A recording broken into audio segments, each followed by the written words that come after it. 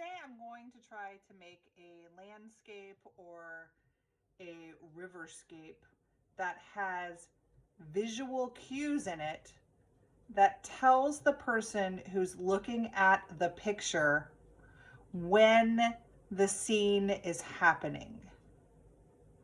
So if I wanted to make a futuristic riverscape picture, maybe I could put a river in my picture and some flying cars. If I were making one about the past, maybe I could put a barge or a canoe of some kind. Maybe if I'm making it happening during the 21st century, I could put a barge and maybe some sort of tugboat, and then maybe I'd put bridges with cars on the bridge. Something that would tell people what the time period is in my picture. So the first thing I'm going to start with, I have run out of drawing paper, so I'm just using any paper I can find, and I found some grid paper around my house, so that's what I'm going to use.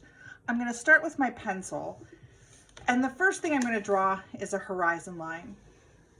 This is the line that's going to separate the sky from the ground in my landscape. Now I am going to put a river in my picture just to kind of honor the art of Robert Duncanson. And I'm going to start with a kind of a curvy line. Like maybe this is a river that kind of winds around. Maybe it's the Ohio River. Now for the second line, I have to remember that anything that's near the horizon line is far away, so it's small, and anything that's up close is large. So anything down here in the foreground is large. So when I draw the second line for the other side of the river, I just need to make sure that it gets wider and wider as it moves closer and closer to the bottom of the page. Okay, so that's the other side of my river. Now, to help with this illusion that there's depth in my picture, maybe I'll add a smaller tree back here near the horizon line. And maybe I'll add a larger tree down here towards the foreground, just to kind of help the viewer know that there's lots of space in my picture. So this is a visual cue right here that the trees are different sizes. The larger ones are in the front, the smaller one is in the back.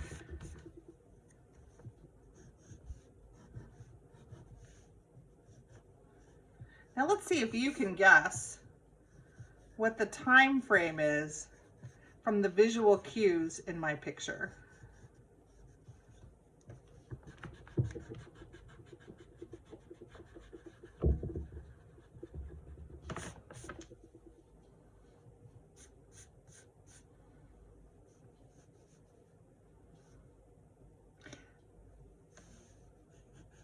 But first I want to add some more elements to my landscape.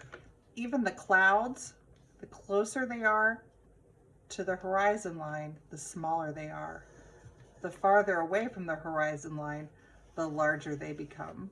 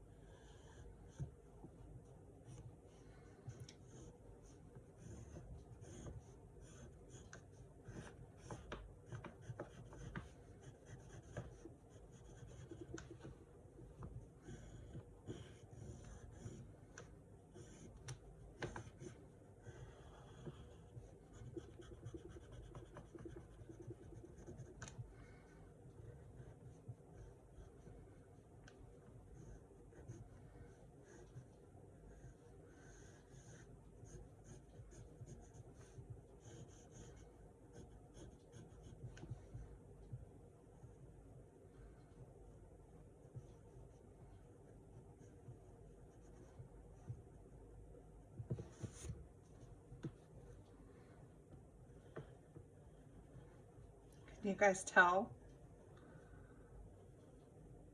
when the scene in my picture is happening? Is this a scene that happened 100 years ago? Is this a scene that could happen right now, today? Could this scene be happening in the future? Tell me, what parts of my picture are showing some visual cues? All right, when I feel like I've got enough visual cues in my picture, it's time to start coloring it with your watercolor colored pencils.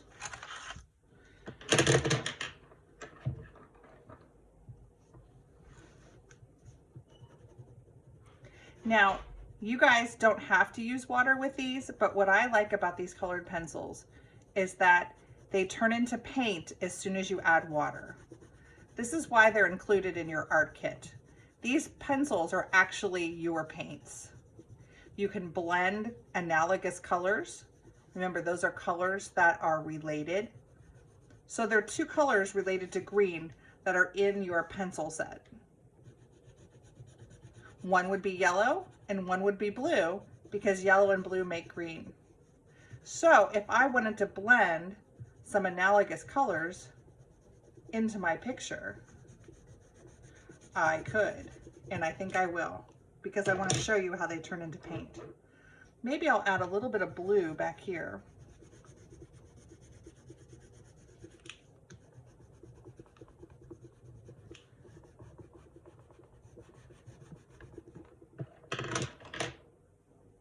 Maybe I'll add a little bit of yellow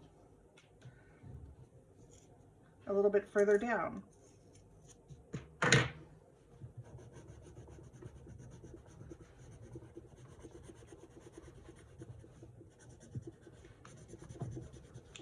Now watch what happens when I add water to my picture.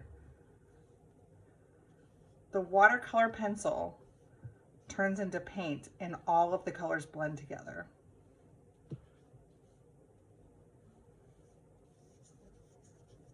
So what I would like you to do is use your colored pencils.